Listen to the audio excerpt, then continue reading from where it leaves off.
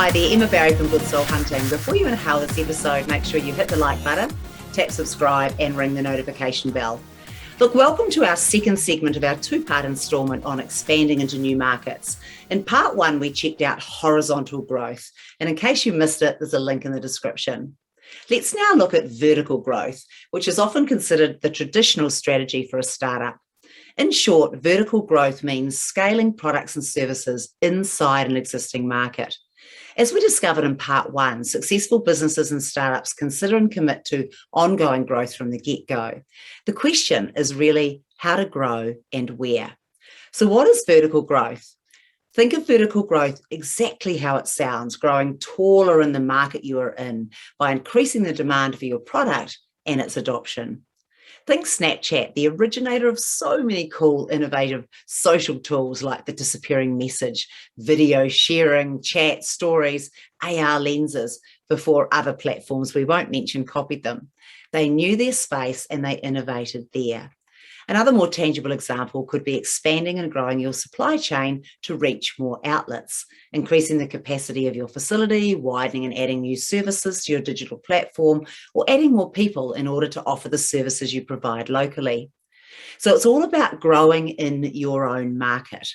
The advantage of vertical growth is that you're expanding into real estate you already know pretty well, as opposed to horizontal growth, which might mean entering a new country, a new market, with remarkably different ways of doing business. A great example of vertical growth is Netflix. It went from being at the end of the supply chain, a pure distributor, to a powerful content creator of its own. Now, it generates much more revenue today by creating its own original content. And here's the clincher, already predicted by its viewers. Kevin Spacey, American political thriller, House of Cards, anyone? In our own fitness world, a similar vertical growth example would be an on-demand fitness platform which buys in content, deciding to hire its own production team, talent, and to move into creating its own workout programs.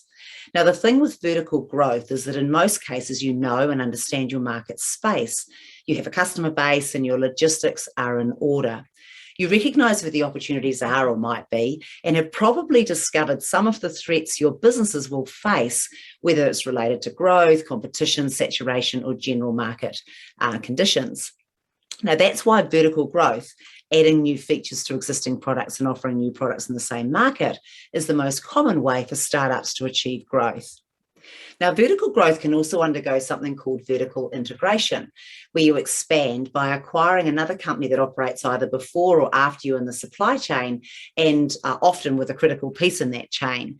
So brands undertaking vertical integration, where one acquires the other, usually in the same industry, and it's often delivering to a strategy of strengthening the supply chain, reducing production costs, capturing upstream or downstream profits, or accessing new distribution channels. The smart thing about vertical integration is that after the initial outlay, it can immediately increase profits, for example, by selling the products directly to consumers. Now, let's take the Peloton example in the acquisition of Precor this year. Peloton now has a much improved supply chain, can manufacture locally, and has inherited the R&D capability of Precor, some great reasons for the deal. Additionally, Peloton also immediately gained a huge portfolio of commercial fitness equipment and now can enjoy the profits that Precor generates as well. Another cool example of vertical integration is furniture giant IKEA buying an 83,000-acre woodland in Romania. By owning the operations of the wood, they can then provide it more sustainably at more affordable prices, which we know as the key driver as customers, affordable style. Or think of Target, which enjoys its own store brands and the manufacturing plants to serve them.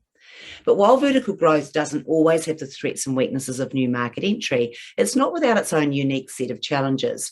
First of all, vertical growth should make sense. Adding something or extending your brand in the space you operate in should be simple, elegant, and logical for the customer. Say that you're a holistic digital fitness platform offering everything from workouts to sleep advice to nutritional guidance. Would adding your own food service make sense? Possibly, but what about manufacturing your own beds and high-tech mattresses? Bit more of a stretch, right? Is it close to what you do? Does it make sense to the customer? And is it worth the hassle? Another potential downfall of vertical growth is loss of flexibility. By doubling down in one space, this can make it harder to traverse across to other opportunities that they present. Equally, by owning vertical spaces in the market you operate in, you need to absolutely live by the trends, laws, and regulations in that segment. So whichever direction you take as a business or a combination thereof, make sure you don't lose sight of your core competencies and focus, because we all get to make our bed and then we get to lie in it.